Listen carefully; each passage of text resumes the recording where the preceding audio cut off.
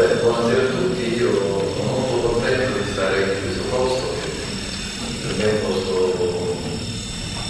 pieno di significato. Però permettetemi di dire due cose sulla mia storia personale, perché io non posso, perché mi sembra che sia un convivio di persone molto disponibili, molto affettuose, e allora permettetemi anche di aprire un po' la mia storia personale,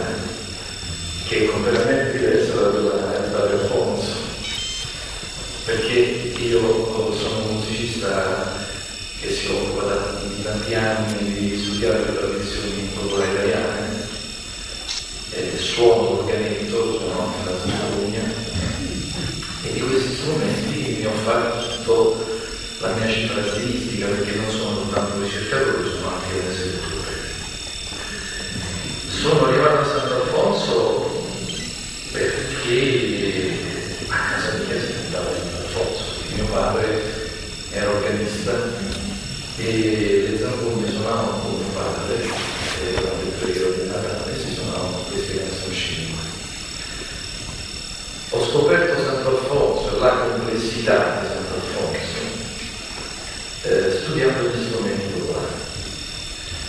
e leggendo la pratica di questi strumenti popolari come una sorta di transizione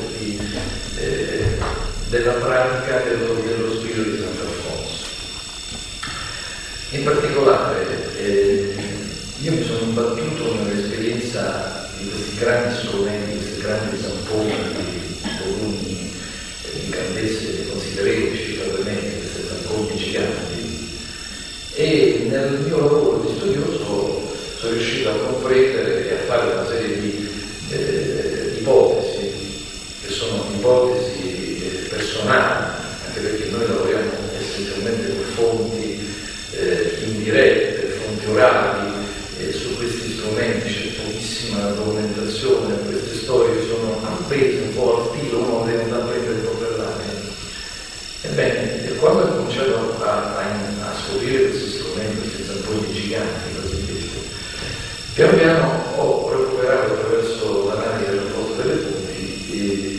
i racconti di molti anziani suonatori, per esperienze dirette familiari, il fatto di queste zampone venivano suonate eseguite in chiesa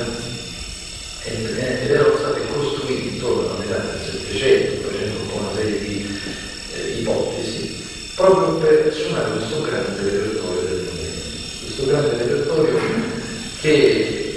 poi io continuo a trovare diffusissimo in tutta Italia, in particolare tutta la fascia degli Appennini, dove c'era tantissima presenza della sinfonia.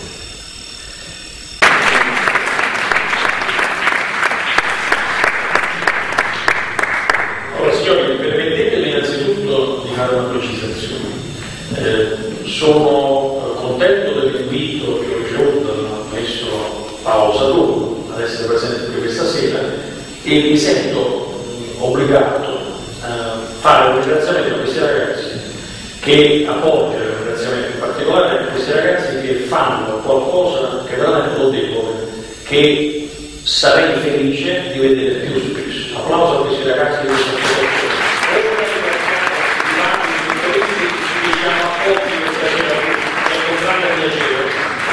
rappresento la Commissione Cultura e Istruzione del Consiglio d'Europa da me presieduta. Quindi mi trovo qui in questa duplice veste di Presidente di Commissione parlamentare e di docente di pedagogia della musica, ma non si spaventi signore perché non sono qui per tenere una lezione.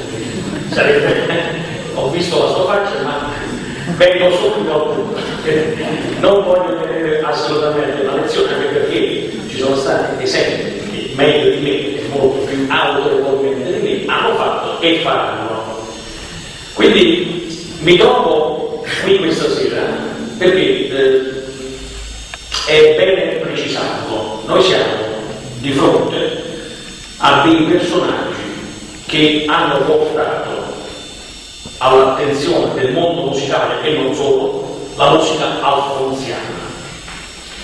che secondo il mio modesto parere, se forse Bach non avesse imperato in tutto il Settecento con la cantata sacra tedesca, senz'altro La cantata sacra italiana, di cui San Alfonso è l'espressione della popolarità di questo genere, sarebbe sicuramente stata in auge e lo sarebbe ancora. Ma grazie alla orchestrazione e alla composizione del maestro Alfonso Vidal, a persone come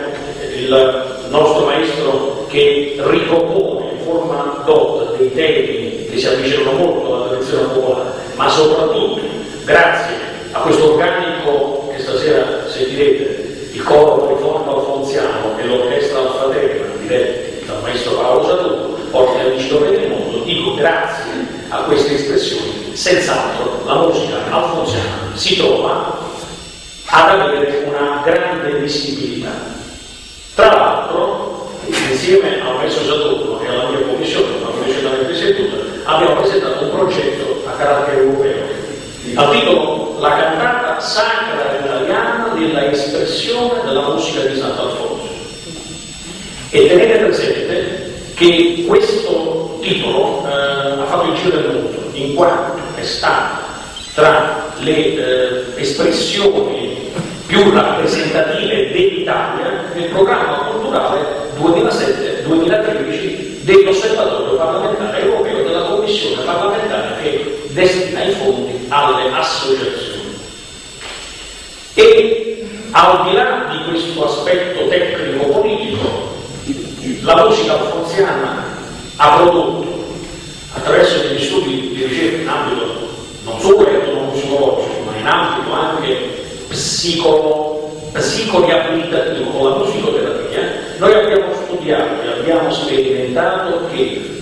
la musica popolare di Sant'Alfonso, che meglio si avvicina